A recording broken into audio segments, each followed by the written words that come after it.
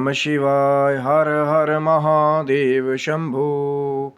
हर हर महादेव। जय माता दी मित्रों, कैसे हैं आप सब। शिव शक्तोम चैनल पे आप लोगों का हार्दिक स्वागत है। और चैनल पे यदि नए हैं तो विनम्रता से निवेदन करूंगा कि चैनल को सब्सक्राइब कर लें, क्योंकि जो नित्य प्रति हमारी कोशिश है कि कोई ना कोई ज्ञान की चर्चा जो है नित्य प्रति होनी चाहिए, क्योंकि प्रभु की कृपा से जो श्वास मिले हैं, क्या पता कल हो ना हो।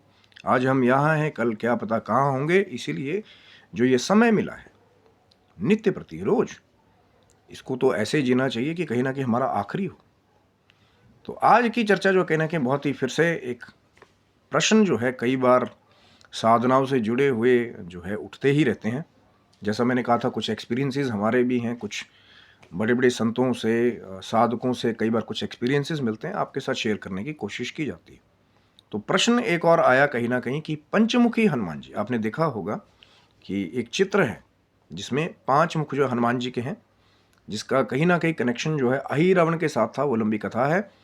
तो पंचमुखी हनुमान जी का प्रयोग जो है, या जैसे हम लोग मूर्त स्वरूप घर में स्थापित करना या आराधना करना, वो कैसे करना नहीं करना वो सेकेंडरी क्वेश्चन है। लेकिन जो मूर्त स्वरूप है या कोई पिक्चर है पंचमुखी हनुमान जी की, प्रश्न आया था किसी साधक का कि घर में रख सकते हैं या नहीं, क्योंकि अब आपकी आस्था कुछ और है।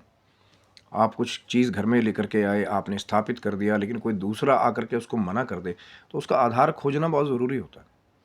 क्योंकि ये जो पंचमुखी हनुमान जी की जो ये कहीं ना कहीं मूर्ति है या जो स्वरूप है, वो एक ऐसा रूप है जहाँ उन्होंने अहि रावण का एक ऐसा तंत्र जाल था जिसे उन्होंने पाताल में जाकर के काट करके वहाँ से हनुमान जी के जो कहते हैं कि पुत्र थे, पहले बाहर उनसे लड़े मकरध्वज, और फिर अंदर जब गए तो वहाँ पे वो जो तांत्रिक फील्ड कहीं ना कहीं ऐसी रचना की थी अहिरावण ने कि हनुमान जी जैसे ही वहाँ पे आए तो वो अब 5 दिशाओं से ही कहीं ना कहीं एक ऐसी तंत्र की व्यवस्था जो है अहिरावण ने की थी कि जैसे हनुमान जी एंटर करें तो एक एक ही दिशा को देख पाएंगे, तो बाकी दिशाओं से कोई भी जो है वो श्री रामचंद्र जी को जो है मुक्त ना करा पाए वहाँ से।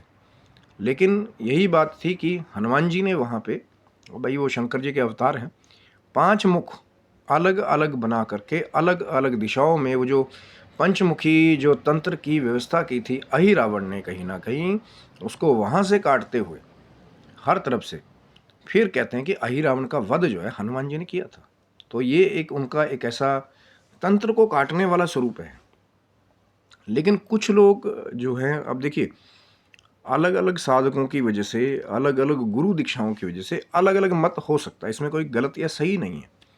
अगर मान लीजिए कि किसी को तंत्र से भय लगता हो कि कोई बहुत तांत्रिक क्रियाएं आपके घर पे कर रहा है, या कोई नेगेटिविटी आपको वैसी लग रही है, अब कहीं से आपने कथा सुन ली, आपने हनुमान जी का पंचमुखी रूप जो है, या कोई साधक मिल गए पंचमुखी साधना करने वाले हनुमान जी के रूप की, उसे घर पे लाके स्थापित कर लिया। अब जो दूसरे हैं कई जो है, वो सिर्फ जो ये सोचते हैं कि तंत्र हमेशा गलत ही होता है, कि नहीं नहीं ये तो तांत्रिक चीज़ है, इसको तो घर में लगा लोगे तो तुम्हारे घर में लड़ाइयाँ होंगी। हनुमान जी ने 5 रूप बनाए थे, तुम्हारे घर में भी वो 5 तंत्र जो है वो जागृत हो जाएंगे। ये अपना एक बिलीव सिस्टम है। अभी इससे जुड़ा हुआ एक प्रश्न और है कि कहीं ना कहीं वो जो कहते हैं कि जब युद्ध भूमि में श्री कृष्ण जी और अर्जुन कहीं ना कहीं रथ पे सवार हैं, बहुत सारे लोगों का एक बहुत पुराना मत है कि इसको घर में लगाएंगे तो आपके घर में भी युद्ध शुरू हो जाएंगे। उसके लिए मैं शायद डिटेल में एक अलग आधार क्या है, हम लोग आधारपूर्ण बात करने की कोशिश करते हैं। तो कहीं ना कहीं सही गलत की मैं यहाँ से जो है बात, अगर आपको लगता है कि हाँ नेगेटिविटी फील हो रही है, कोई बहुत ज़्यादा कर रहा है, और ये करने की भी बहुत ज़्यादा आवश्यकता नहीं है। क्यों? हनुमान जी का ही रूप है पंचमुखी, हनुमान जी का चित्र लगाइए, कोई दिक्कत नहीं है। हनुमान जी का अच्छा सा कोई एक ऐसा वज्र रूप में जो है आप चित्र लगाइए कि वहाँ पे फिर जो है पॉजिटिव एनर्जी आए, है ना। अब शंकर जी का ही रूप है महाकाल, महाकाल का ही आगे कहीं ना कहीं अंश अवतार हैं, या भगवान शंकर के अंश अवतार हनुमान जी हैं। तो इसमें कोई बड़ी बात नहीं कि महाकाल की फ़ोटो आप घर में लगाएंगे तो जी ये हो जाएगा वो हो जाएगा। ये पता नहीं लोगों ने एक अपनी एक सोच का इतना एक अलग ही दायरा पेश किया है कि उनको क्या कहें कि सही है कि गलत है। ये आपका विश्वास है कहीं ना कहीं। और कहीं ना कहीं जब हनुमान जी का चित्र लगाइए, कोई दिक्कत नहीं है, ये तो बहुत ज़रूरी है। मैं तो हमेशा से कहता हूँ कि जो हमारी यंग जनरेशन है, कहीं ना कहीं जो विद्यार्थी भी हैं, एक माँ सरस्वती का चित्र और एक हनुमान जी का चित्र, ये दोनों बहुत ज़रूरी हैं। क्योंकि बुद्धि, अनुशासन और ब्रह्मचर्य जब तक विद्यार्थी हैं, अगर कर लेंगे तो बहुत बड़े बड़े चमत्कार आगे जाके होते हैं। जिसने अपना विद्यार्थी जीवन ही साध लिया, कहीं ना कहीं पूरा जीवन, कई बार उसको बाद में उसका फल जरूर मिलता है।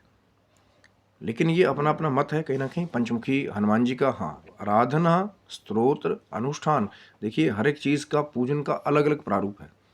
एक तो वैदिक प्रारूप है कि लाए, स्नान कराया, पुष्प रखे, धूप दीप दिखाया, आरती की, हो गया। एक है जो तांत्रिक स्त्रोत्रों के द्वारा हम, या कुछ तांत्रिक मंत्रों के द्वारा किसी ने आपको खास साधना दे दी, यार इस तांत्रिक विधि के द्वारा हनुमान जी का पूजन करना, वो एक अलग चीज़ है। वो एक अलग फिर एक चैप्टर है, शायद उसमें एक डिटेल चर्चा करने की हम लोग कोशिश करेंगे। चैनल को सब्सक्राइब रखिएगा कि क्या वो जो प्रारूप है तांत्रिक साधना घर में करना सही है कि नहीं। आज तो चर्चा सिर्फ थी मूर्त स्वरूप के बारे में, कि या कोई चित्र जो है पंचमुखी हनुमान जी के घर में लगाते हैं, उससे क्या होगा नहीं होगा। बड़े लोगों की बड़ी भ्रांतियाँ होती है, ये हो जाएगा वो हो जाएगा।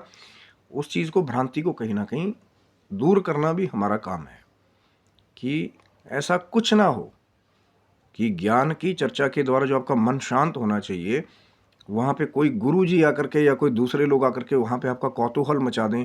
आपके घर में सुख शांति समृद्धि थी, वो आए, उन्होंने कुछ कह दिया, वहम आ गया मन में। वहम नहीं होना चाहिए। भाव के साथ आप कुछ भी करेंगे। हाँ, मैंने पहले कह दिया कि अगर तांत्रिक साधना किसी ने बताई है तांत्रिक स्रोतों के द्वारा, वो अलग चर्चा है। चैनल को सब्सक्राइब रखिएगा, हो सकता है बहुत जल्द उसके साथ भी आपके साथ जो है चर्चा करने की कोशिश करेंगे। तब तक सभी बंधुओं को हर हर महादेव शंभो। जय माता दी मित्रों, आप सबको।